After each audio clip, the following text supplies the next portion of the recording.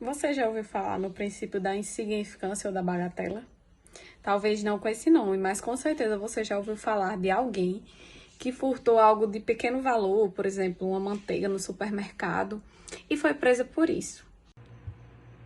Em muitos desses casos, as pessoas elas são soltas depois, embora você concorde ou não.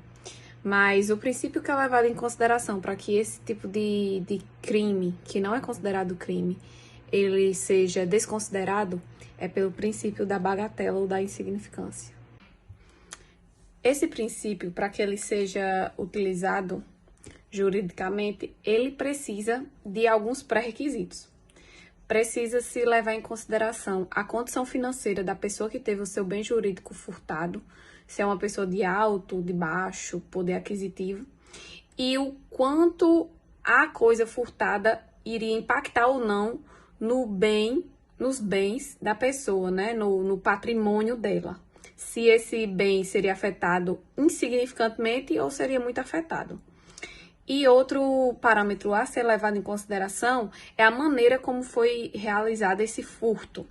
Se foi utilizando ameaça, se foi utilizando algum tipo de violência, porque nesses casos eles não vai ser considerado o princípio da insignificância.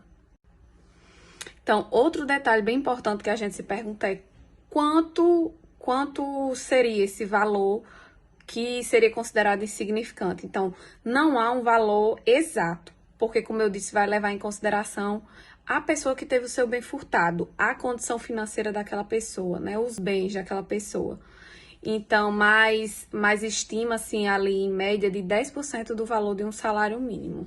Mas, novamente, dependendo de quem a gente está falando que teve o seu bem furtado, porque para algumas pessoas, mesmo esse valor, 10% do salário mínimo, é algo significante.